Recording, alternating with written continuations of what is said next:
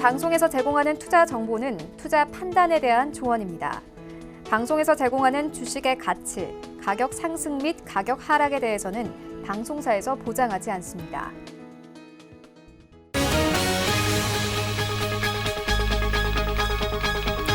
미국의 이란산 원유 수출 봉쇄 첫날 국제 유가가 급락했습니다. 미국은 어제 오후 1시 이란산 원유를 제한적으로 수입할 수 있는 제재 예외 조치를 전면 중단했습니다. 뉴욕 상업거래소에서 6월물 WTI 가격은 2.8% 내린 61.81달러에 거래를 마쳤습니다. 한 달 만에 가장 낮은 수준으로 장중에는 4% 안팎으로 급락했습니다. 뉴욕 증시에서 주요 지수는 유가 하락과 함께 에너지 관련주의 가격이 대폭 하락하며 하락 마감했습니다. 다우존스 지수는 전장보다 0.46%, S&P 500 지수는 전장 대비 0.21%, 나스닥 지수도 전장보다 0.16% 하락하며 마감했습니다. 모하메드 바르킨도 오펙 사무총장은 국제 원유 시장에서 이란을 제외하는 것은 불가능하다면서 이란의 원유 수출을 고사하려는 미국의 대이란 제재를 우려했습니다. 바르킨도 사무총장은 현지 시간 2일 한 전시회에 참석해 미국의 제재로 국제 원유 시장에서 이란을 제외하는 건 두말할 나위 없이 불가능하다라고 강조했습니다. 미국의 노동 생산성이 큰 폭으로 개선됐습니다. 미국 노동부는 올해 1분기 비농업 부분 노동자들의 시간당 생산이 작년 동기 대비 2.4% 증가했다고 발표했습니다. 이는 2010년 3분기 2.7% 이후로 8년 6개월 만에 가장 높은 증가율입니다.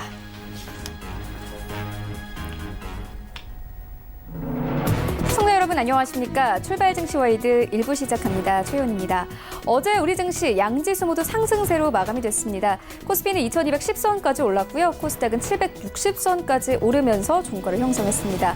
어제 외국인들이 현물과 선물 시장에서 동시에 순매수세 나타냈는데요. 원달러 환율이 안정을 찾아가고 있습니다. 1165원대까지 내려왔습니다. 어제 또 시장에서는 미중 무역 협상에 대한 긍정적인 부분이 부각이 되면서 호재로 작용을 했는데요. 이런 가운데 뉴욕 증시 3대 지수는 모두 하락했습니다. 유가가 급락하면서 에너지주들이 하락세를 보였는데 이러한 시장 상황들 오늘 출발 증시와이드 1부에서 정확하게 알아보도록 하겠습니다. 네, 먼저 라이브 이슈타임에서는요. 최근 우리 증시, 중국 증시의 하락장과는 동조화되고 있지만 반대로 이 상승 국면에서는 디커플링되는 현상이 심화되고 있습니다. 함께 살펴보고요. 이어서 최근 원달러 환율이 2년 3개월 만에 최고치를 경신하기도 했습니다. 이와 함께 강달러 수혜주가 강세를 보일 것이라는 의견 나오고 있는데 함께 투자 의견 들어보도록 하겠습니다. 네, 이어지는 글로벌 시시각각 시간에는요. 테리사 메이 영국 총리가 5G 구축망 사업과 관련한 국가안전보장회의 내용을 누설한 개빈 윌리엄스 국방장관을 해임했습니다. 함께 세부 내용 살펴보고요. 이어서 넷플릭스 비즈니스 모델이 좋지 않다는 의견 나오고 있습니다. 경쟁이 치열해지면서 이제는 진짜 경쟁력을 드러내야 한다는 분석 나오는데 살펴보도록 하겠습니다. 출발 증시와이드 1부 지금 출발합니다.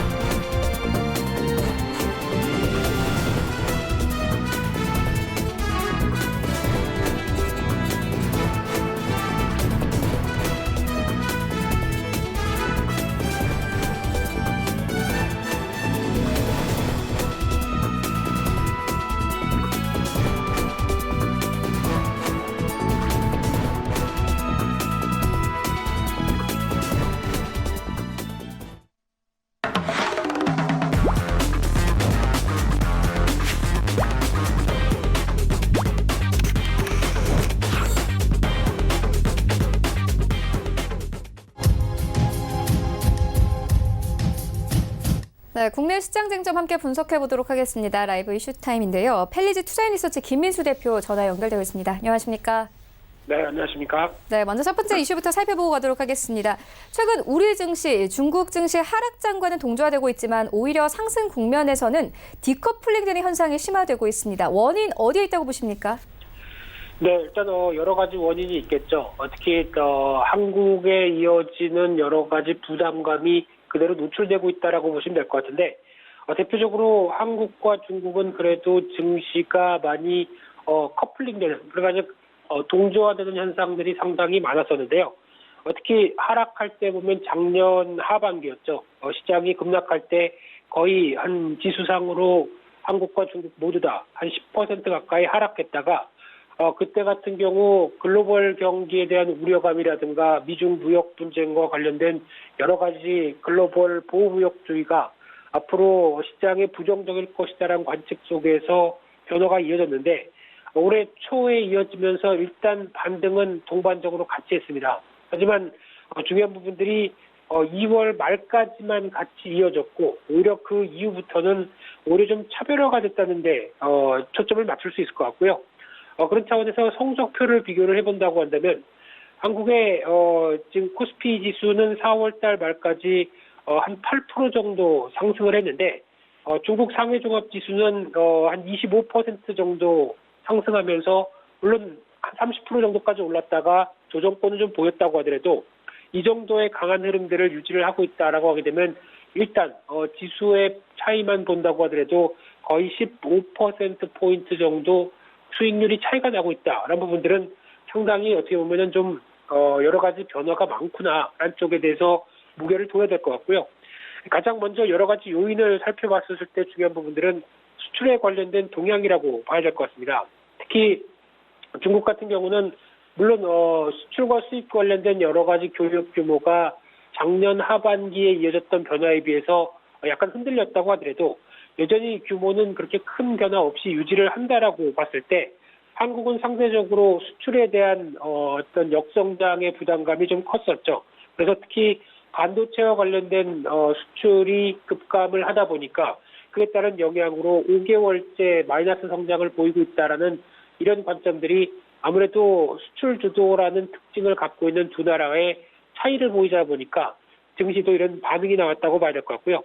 또 하나 경제지표 관련된 온도 차이가 분명한 모습들이 이런 변화를 이끈다고 봐야 될 것 같은데 한국 같은 경우는 일단 이번에 발표됐던 GDP 성장률, 1분기 GDP 성장률 마이너스로 나오면서 충격을 받았었죠. 게다가 제조업 지표 같은 경우도 여전히 반등세가 뚜렷이 이어지지 못하는 상황 속에서 제조업 관련된 PMI 지표 쪽도 상대적으로는 오히려 기준선으로 넘어가는 게 중국의 50선 정도까지 안착해서 변화가 좀 더 빠르다라고 하게 되면 오히려 여기서의 차이도 분명하게 드러난다고 봐야 될 것 같고요. 세 번째로는 가장 중요한 게 환율이라고 봐야 될 것 같습니다. 특히 환율 같은 경우 원화만 홀로 약한 약세 모멘텀이 상당히 두드러지는데 그와 관련돼서 한 원화는 4.7% 정도 약세를 보이면서 상승을 했고요. 위안은 오히려 어떤 올해 초 한 2% 정도 하락하면서 한 달러당 6.7위안대 정도 부근에서 거의 유지가 되고 있다라고 하게 되면 상대적으로 환율에 대한 변화가 시장에 대해서 외국인들에 대한 스탠스를 바꿨다라고 봐야 될 것 같고요. 또 하나 네 번째로는 이 MSCI 신흥국 지수 관련된 부분들인데 일단 MSCI에서 신흥국 지수와 관련된 쪽의 변화를 보게 되면 5월 말부터 이제 중국에서 편입 비율이 5%씩 확대되기 시작하면서 좀 더 외국인들에 대해서 어떤 변화가 좀 더 커진다고 한다면 상대적으로 국내 증시는 그와 반대 영향이겠죠. 오히려 주식을 팔아야 되는 입장이다라고 하게 되면 이런 어떤 벤치마크 지수에 대한 변화가 아무래도 투자 심리를 갈랐다라고 봐야 될 것 같고요. 또 하나 얘기가 나오는 부분들 중에 하나가 이 중국의 이번에 경기 부양책이 나오기 시작했던 부분들 쪽에서 작년 하반기부터 올해 초 중국 양호에서 상당히 어떤 중국 경기 부양책과 관련된 얘기가 많이 나왔었죠. 근데 여기서 중요한 부분들이 내수를 부양시키는 그 관점과 함께 인프라 투자 확대에 대해서 많이 무게를 뒀습니다.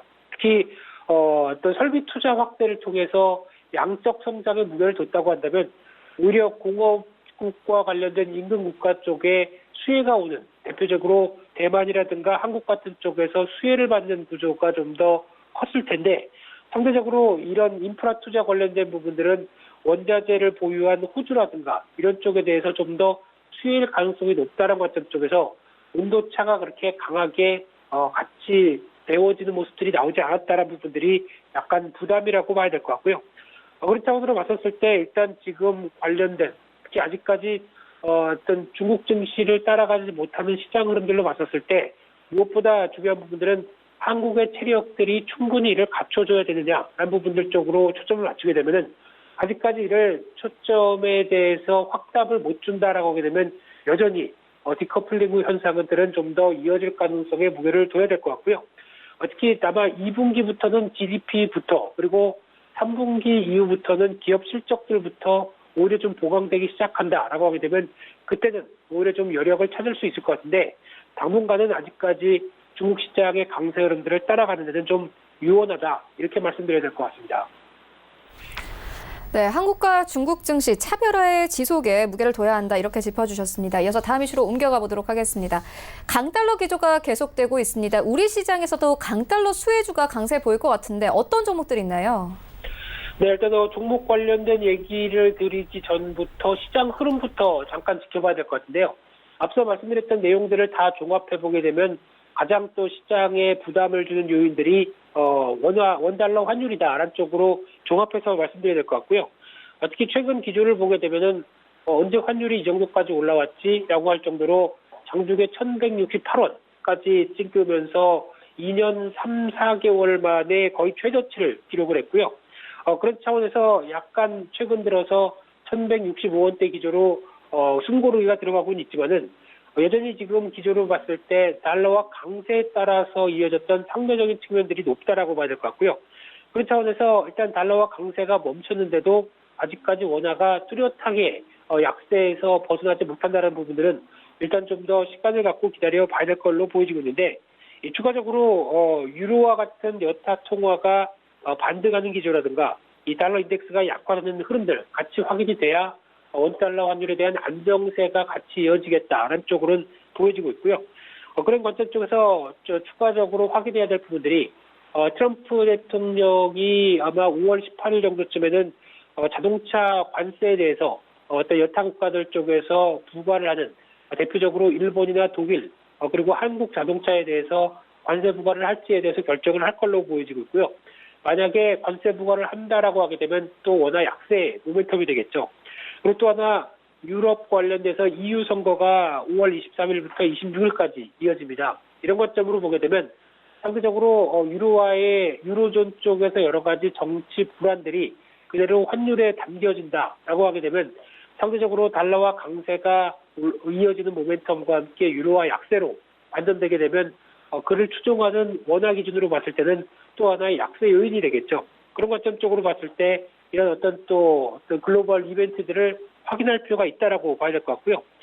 특히 원화 자체에 대한 약세 모멘텀도 중요하게 바라보셔야 될 부분들인데, 이 부분 같은 경우 최근에 나왔던 여러 가지 이슈 쪽에서 단기적으로 왜 4월 중순 이후부터 약했느냐라고 표현을 했었을 때 이런 부분들이 영향을 끼쳤다라고 볼 수 있는 게, 일단 외국인들이 국내 주식 시장에서 받아간 배당금을 재투자하지 않고 오히려 빼간 성격들이 좀 많았죠. 그러면은 달러화로 바꾸는 과정 쪽에서 본국으로 송금된다라고 했었을 때 상대적으로 수요가 많다 보니까 이에 따른 부담감이 존재했다고 봐야 될 것 같고요. 거기다가 또 최근에 얘기가 많이 나왔던 이 노르웨이 국부펀드와 관련돼서 한국의 채권을 매도하는 과정 쪽에서 매도하게 되면 또 환전을 해서 빠져나가겠죠. 그런 관점 쪽에서 나왔던 자체적인 시기적인 약세 모멘텀이 있었는데, 이런 부분들이 어느 정도 일단 지금 4월 말과 5월 초 정도쯤 돼서 해소가 되느냐 여부가 상당히 또 중요하다고 봐야 될 것 같고요.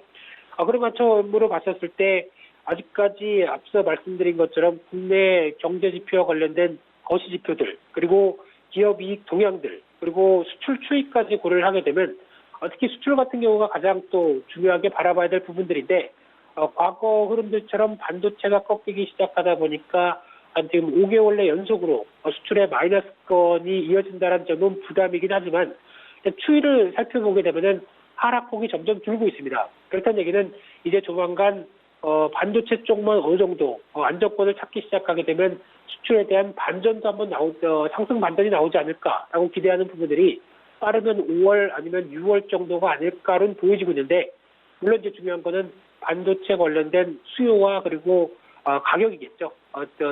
낸드 플래시나 디램 관련된 가격이 가장 중요하다고 봐야 될 것 같으면, 이런 부분들 쪽으로 봤었을 때 아직까지는 빠르게 원화를 안정시킬 수 있을 만한 모멘텀은 좀 없다라는 관점 쪽에서 시간은 여전히 필요하다라고 바라보고 있고요.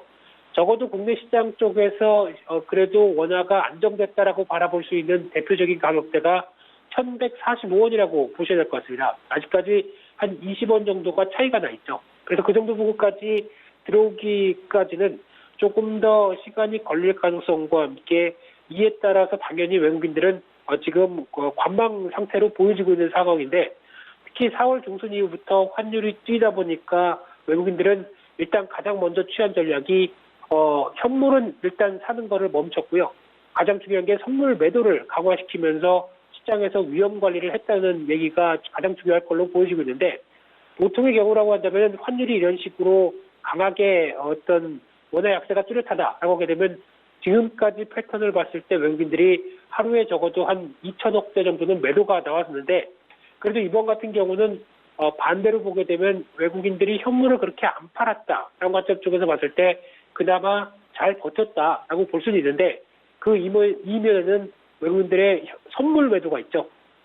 그런 차원으로 봤을 때 일단 지금 현재 기준으로 보게 되면 약한 선물 매도 누적분이 단기적으로 15,000개에서 2만 개 정도가 되는 상황으로 보여지고 있는데, 일단 지금 상황으로 들어와서 이제 여러 가지 부분들이 많이 완화되고 있다라는 관점으로 보게 되면 선물 매도분을 풀겠죠. 그런 관점으로 보게 되면 선물 매도가 다시 선물 매수로 잡히면서 나올 수 있는 시장 분위기는 아마 직전 고점대 약 한 2240선을 돌파하는 모멘텀도 될 수 있다라고 보여지고 있는 상황들인데, 이거는 좋은 시나리오입니다. 긍정적인 시나리오인데, 반대로 보게 되면은 오히려 여타 여건들이 시간 좀 걸리고 안 좋아질 것이다. 그리고 원달러 환율도 계속 상승적으로 가닥을 잡는다라고 하게 되면 아마 외국인들이 다음 전략이 선물 매도에 대해서 수익을 강화시키는 전략. 그러니까 즉 오히려 도저히 안 되겠다, 선물까지도 팔아야겠다 라는 쪽으로 나오기 시작하게 되면 시장에는 또 충격이 나올 가능성도 있다라는 관점 쪽에서, 그렇게 되면은 외국인들의 현물 매도와 지수 단기 지지권 2190을 무너뜨리는 시장 변화가 나올 수도 있습니다. 그렇기 때문에 이와 관련된 외국인들에 대한 동향들은 분명히 지켜보시면서 5월 중순까지의 투자 전략을 짜는데 꼭 참고하셨으면 좋겠고요. 그런 관점적으로 보게 되면 상대적으로 원화 약세가 나오다 보니까 수출 관련된 모멘텀을 갖고 있는 대표 주자들은 오히려 실적 관련해서 단기적으로 좋아지지 않겠느냐라고 바라보는 게 지금 시각이라고 봐야 될 것 같고요. 생산성이 좋아진다고 봐야 되겠죠. 그런 관점 쪽에서 대표적인 수출주로 알려져 있는 자동차주, 상대적으로 자동차주는 이번에 1분기 실적도 신차 효과와 함께 상당히 좋았는데, 이런 기대감과 함께 그간 한 2년 동안 많이 하락했던 부분들을 돌리려고 하는 모멘텀이 나온다라는 관점 쪽에서 자동차 쪽 계속 관심 있게 볼 필요가 있을 것 같고요. 특히 제조사뿐만 아니라 부품사가 오히려 낙폭이 좀 컸다라는 관점 쪽에서 관련된 종목들도 눈여겨보실 필요가 있을 것 같고요. 그 밖에 또 수출 관련된 쪽에 대표적인 모멘텀을 갖고 있는 의류주 쪽, 한세실업이나 영업무역이겠죠. 이런 쪽도 어느 정도 실적에 대한 기대감이 높아지고 있는 가운데, 대표적으로 국내 쪽에서 OEM, ODM 관련된 업체들도 상대적으로 수출 비중을 보게 되면 보통 90%가 넘는 상황들인데, 이런 회사들 같은 경우도 수출을 받아서 그대로 계속 영업 활동을 하는 사이에 나도 모르게 환율이 한 3, 40원 정도 올라와서 실적이 좋아지는 구조를 갖춘다라고 하게 되면 이 부분도 한 번쯤 생각해 봐야 될 걸로 보여지고 있고요.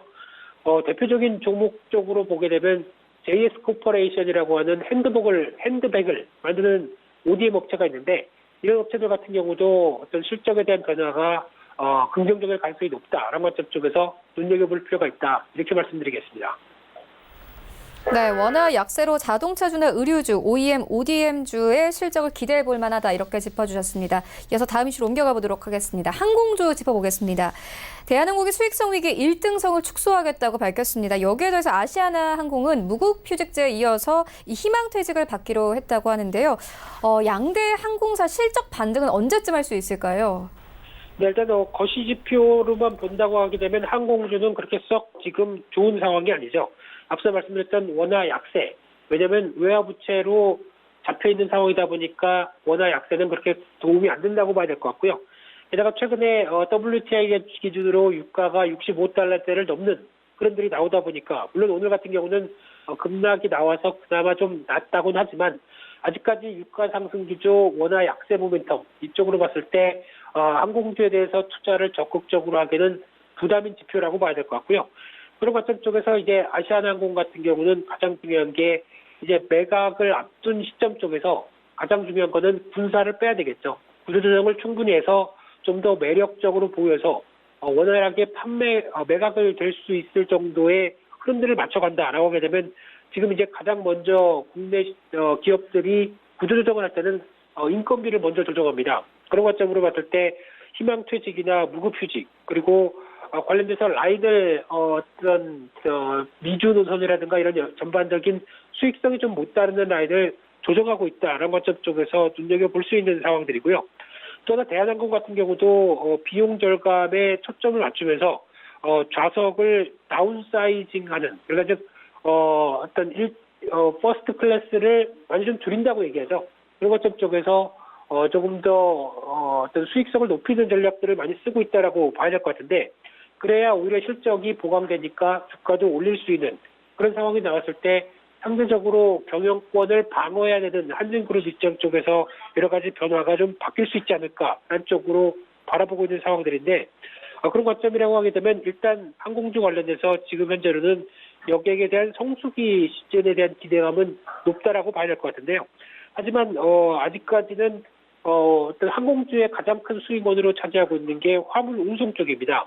이쪽 관련돼서는 여전히 위축에 대한 우려가 아직까지 남아있다라는 관점 쪽으로 봤을 때 이 반도체나 IT 관련된 수출 경기가 또 가장 중요하겠죠. 이쪽은 어떤 안정성과 어떤 시기 적절한 모습들을 찾기 위해서 아무래도 항공 화물을 많이 쓴다라는 관점 쪽으로 봤었을 때 이쪽이 아무래도 어느 정도 확보가 돼야 어떤 그 수출에 대한 변화가 들어오기 시작해야 어떤 항공 화물에 대한 수익성 증가 그리고 여객뿐만 아니라 이 보충할 수 있는 꾸준한 실적에 대한 부분들이 항공 산업에 대해서 좀 더 긍정적으로 나올 수 있다라는 부분들인데 아직까지 여기서는 해답을 좀 주지 못하고 있습니다. 그렇기 때문에 일단 매각 모멘텀이나 단기 모멘텀 가지고만 주가가 끌기에는 조금 부담스럽다. 이런 쪽으로 바라보면서 대응하시는 게 좋다고 봐야 될 것 같습니다. 네, 알겠습니다. 지금까지 세 가지 이슈 짚고 왔습니다. 지금까지 펠리즈 투자인리서치 김민수 대표와 함께했습니다. 고맙습니다. 네, 감사합니다.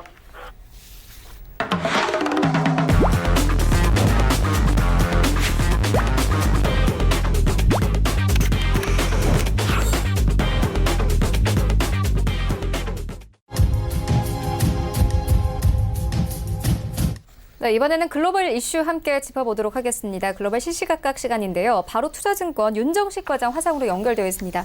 안녕하십니까? 네, 안녕하세요. 네, 먼저 뉴욕 증시 상황부터 짚고 가도록 하겠습니다. 3대 지수 모두 하락했습니다. 일단 유가가 급락하면서 S&P 500 같은 경우에는 에너지 섹터가 크게 하락을 했는데요. 이런 시장 상황들 조금 더 자세하게 짚어주시죠. 네, 최근에 미국 뉴욕 증시 차상 최저치 기록하고 나서 이 전일 하락했고요. 이번에도 사실 하락폭이 크진 않지만 소폭 전체적으로는 좀 하락을 했다라고 보시면 되겠습니다.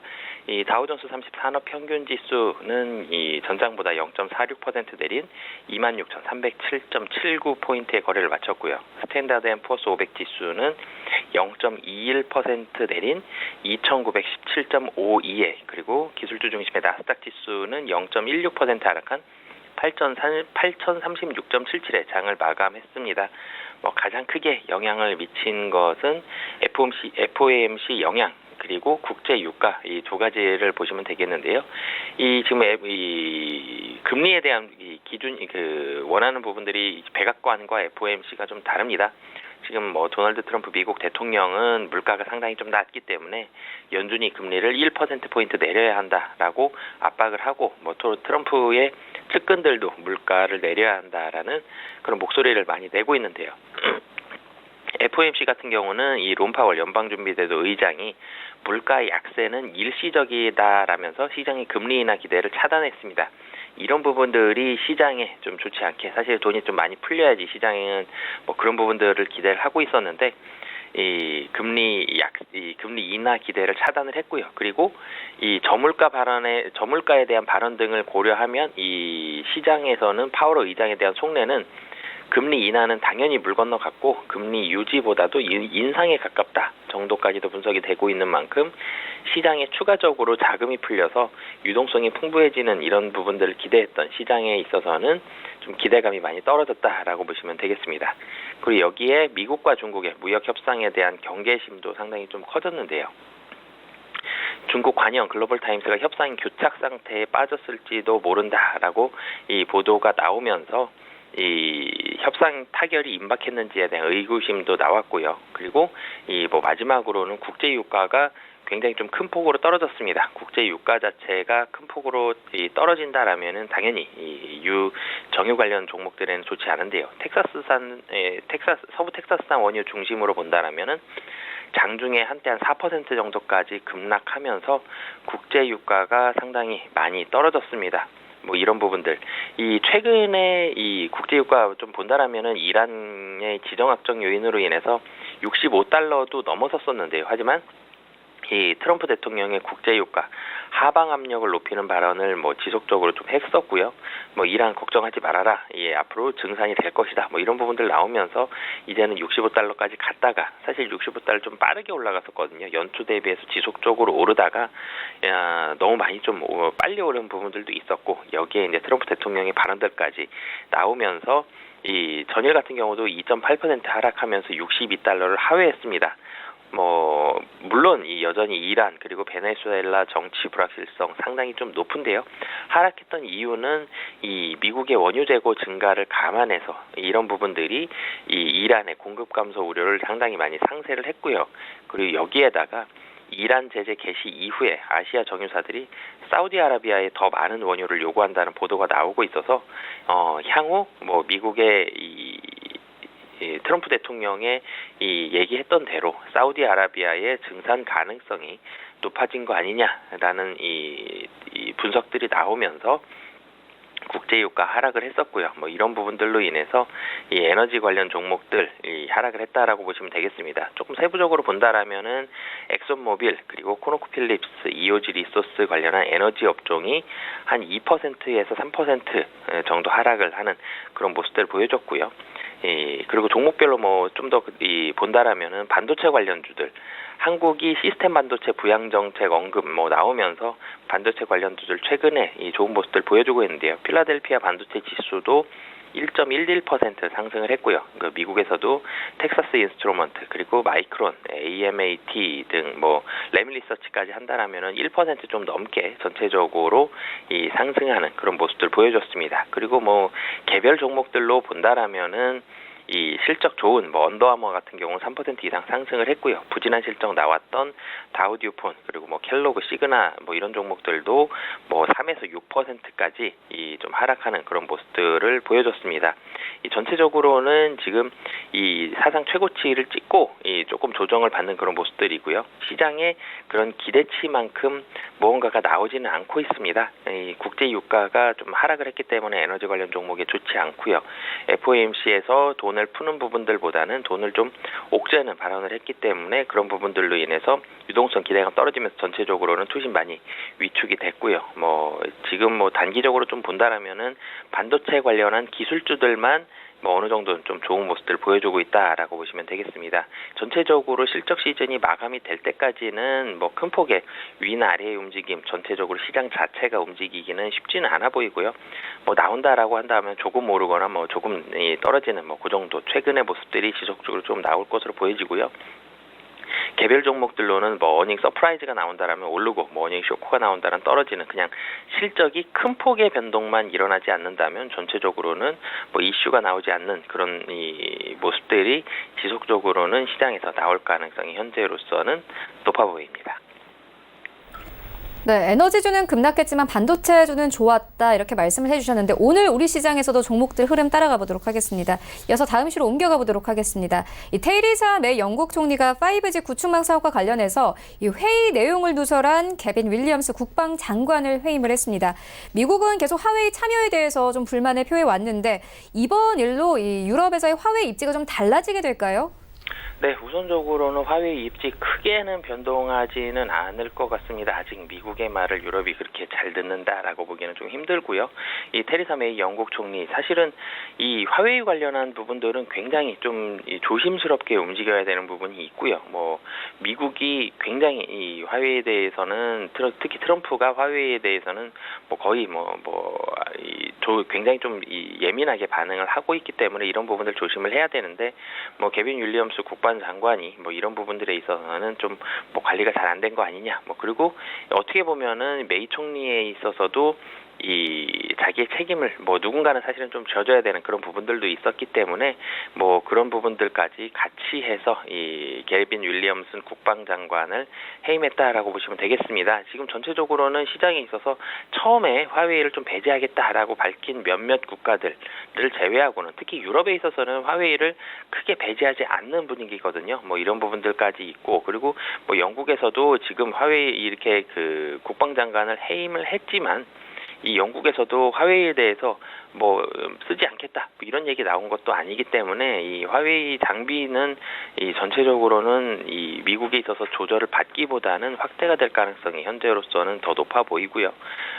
화웨이가 이 굉장히 좀 저렴한 부분들이 분명히 있습니다. 장비가 뭐 그리고 기술력에서도 크게 떨어지지 않기 때문에 화웨이 장비 단기적으로 미국이 저런 식으로 얘기를 한다라면 뭐 몇몇 국가에서는 지장받을 수 있겠지만 유럽을 포함한 다른 국가들 통해서 점차적으로는 확대가 될 가능성이 현재로서는 높아 보입니다.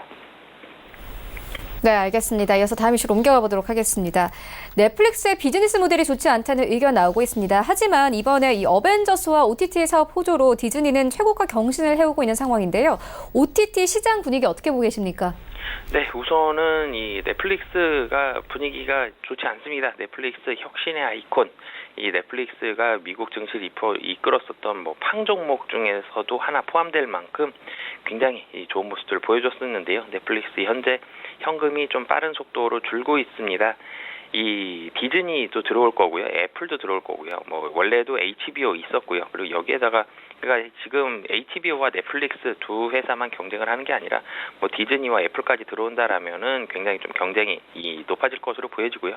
넷플릭스 먼저 시작했지만 이 자체 좀 콘텐츠들을 많이 개발하다 보니까 이 자체적인 영화, 뭐 게임, 뭐 이런 부분들 하면서 뭉칫돈이 제작비로 나가고 있습니다. 이렇게 본다라면은 현금 지속적으로 좀 줄어들 가능성이 높아 보이고요. 여기에다가 그 애플 같은 경우는 이 컨텐츠 라이브러리가 상당히 좀 많습니다. 워낙 이 역사가 깊은 회사이기 때문에 이 디즈니 같은 경우는 이 컨텐츠 라이브러리가 상당히 좀 좋고 넷플릭스는 사실 그런 부분들은 좀 적거든요. 그리고 넷플릭스 같은 경우는 현재 이 1인당 받는 월 구독료 자체가 인상이 되고 있거든요. 근데 애플 같은 경우는 그보다 더 저렴한 가격으로 이 스트리밍 서비스 가격 자체가 넷플릭스가 $8에서 $9로 올렸는데 디즈니 같은 경우는 11월 스트리밍 서비스 6.99달러를 받을 예정이고요. 애플도 비슷한 수준으로 나올 가능성이 높아 보이거든요. 이렇게 본다라면은 넷플릭스의 가입자는 당연히 줄을 것으로 보여지고요. 이 줄은 가입자들이 애플이나 디즈니로 옮겨간다라면은 이 넷플릭스의 현금이 줄어드는 속도는 조금 더 커질 것으로 보여지고요. 이 여기에다가 사실은 이제 광고 모델을 누가 더 많이 쓰느냐, 이 디즈니 같은 경우가 조금 더 버티기에는 시간적으로는 조금 더 유리해 보이고요. 넷플릭스도 현재 이 광고 기반한 그런 부분들을 같이 이 고객 데이터들을 활용을 해서 광고 기반한 서비스들을 준비를 하고 있기 때문에 이런 부분들로 인해서 넷플릭스가 광고 서비스를 통해서 현금을 많이 창출을 한다라면은 뭐 충분히 경쟁력이 있어 보이지만 단기적으로 그런 부분들을 해내지 못한다라면은 넷플릭스 지속적으로 현금 줄어들면서 고전할 가능성이 높아 보이고요. 지금 계속 넷플릭스에 대해서 부정적인 얘기를 많이 말씀드렸지만 넷플릭스 이 고객 데이터, 빅데이터가 상당히 좀 잘 돼 있습니다. 그런 부분들로 인해서 넷플릭스는 이 사용자들 별로 이 처음에 나오는 화면들 자체가 많이 달라지는 부분들이 있거든요.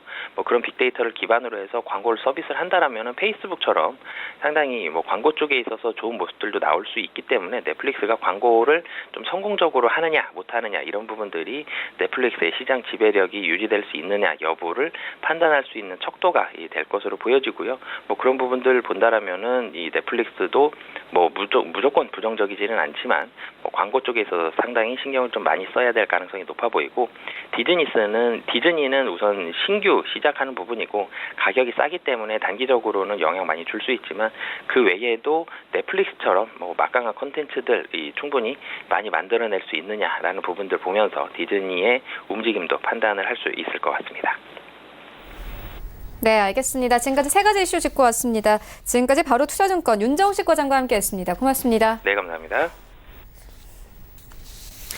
네, 1부는 여기서 모두 마치도록 하고요. 잠시 후 2부에서는 전문가들과 함께하는 종목 라이브쇼, 라이브 매매 타임이 이어집니다. 여기에 대해서 오늘 장에서 이슈몰이라고 있는 특징주까지 꼼꼼하게 살펴봐드리겠습니다. 채널 고정해 주시고요. 저희는 잠시 후 2부로 다시 찾아오도록 하겠습니다.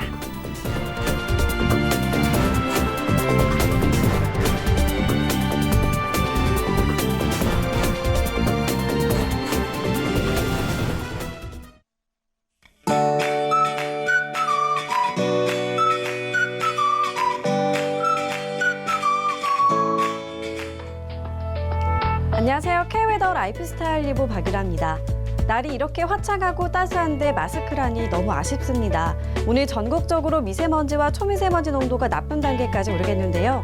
여기에 자외선도 강해서 오존의 농도도 짙게 나타나겠습니다. 오존은 자외선과 대기 오염물질이 만나 발생하게 되는데요. 마스크로도 막을 수가 없고 호흡기 질환에 치명적이기 때문에 되도록 피하는 것밖에는 방법이 없습니다. 볕이 강한 오후 2시에서 5시 사이에는 야외 활동을 자제하는 편이 좋겠습니다.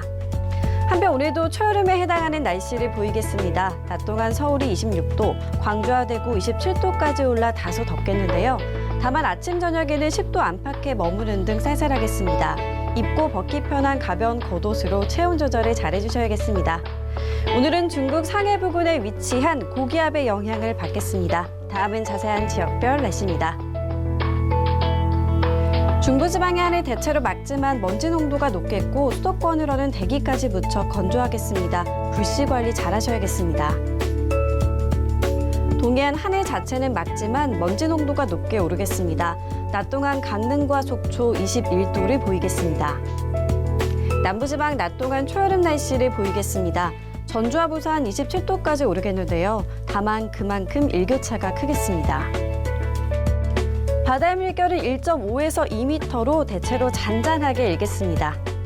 당분간 별다른 비 소식 없이 가끔 구름만 지나겠고요. 낮 동안 따스하겠습니다. 다만 큰 일교차와 갈수록 건조해져가는 대기, 미세먼지에는 계속해 주의를 기울이셔야겠습니다. 기상정보였습니다.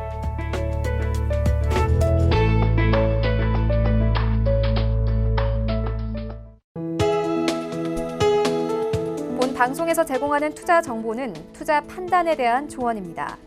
방송에서 제공하는 주식의 가치, 가격 상승 및 가격 하락에 대해서는 방송사에서 보장하지 않습니다.